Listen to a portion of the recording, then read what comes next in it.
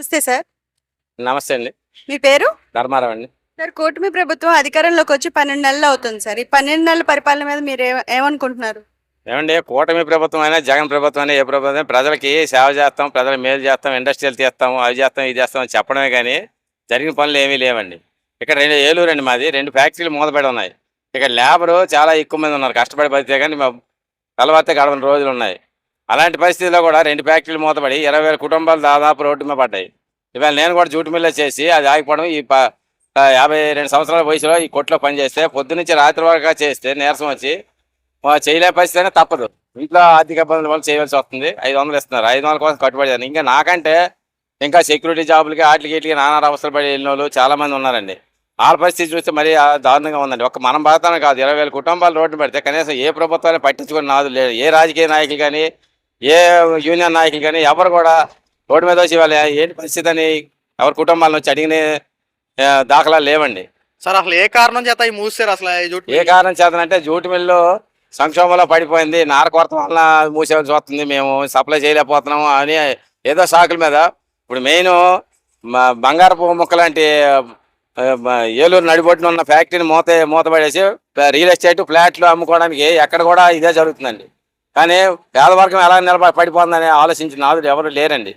ఇవాళ దీని సంగతి ఎక్కడ ఉంటే పక్కన కొత్తూరు మిల్లు తల్లి పిల్లలాగా ఉన్న ఫ్యాక్టరీ, దాన్ని కూడా మూసేసి దీని పరిష్కారం అయిపోయి దాన్ని నడుపుతామని అది కూడా మూసేసి అది విదేశీయులు కూడా సరుకు ఎక్స్పోర్ట్ ఉన్న ఫ్యాక్టరీని కూడా ఆఫ్ చేసి ఇవాళ మాతో ఆడుకొని రోడ్లు దోశారండి. అది పరిస్థితి.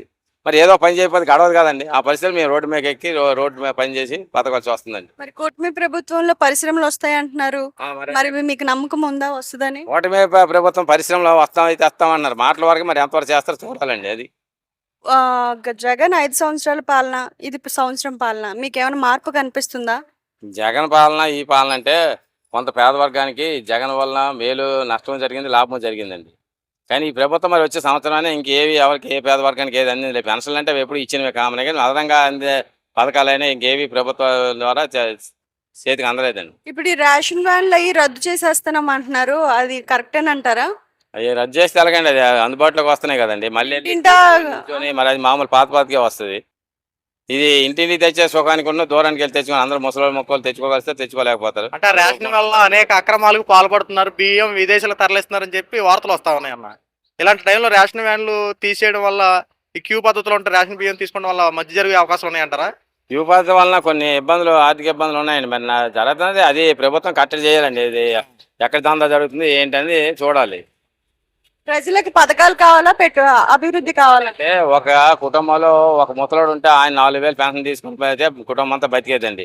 వాళ్ళ ఇంట్లో ఒక కొడుకు చదువుతుందంటే ఆయన ఒక 25,000 20,000 జీతం తెస్తే వాళ్ళు నలుగురు బతుకు కావాలని కోరుకుంటారు. ఎప్పుడు పేదవర్గాన్ని పెద్ద ముందుకు తీసుకెళ్తే ప్రభుత్వం ముందంచెలో ఉండాలి. అలాంటప్పుడు ఫ్యాక్టరీలు కానీ లేకపోతే ఉద్యోగాలు కానీ ఏవో పరిశ్రమ ఉంటే కదా అందరికీ పని కలుగుతుంది కదండి.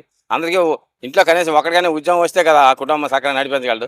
4,000 వచ్చినట్టుకి 20,000 వచ్చినట్టుకి తేడా ఉండదండి. ఆ పిల్లలు కూడా చదువుకునే పిల్లలు ఏం చేస్తున్నారు, రోడ్ల మీద పడి అమ్మాయిల్ని ప్రేమించాలి, ఇలాంటివి కూడా జరుగుతున్నాయి. వాటి వల్ల కూడా కొంత బ్యాడ్ న్యూస్ వచ్చేస్తుంది మగపిల్లలు కూడా. సార్, లా అండ్ ఆర్డర్ విషయాలు ఎలా ఉన్నాయి ఇప్పుడు మన పరిస్థితులు?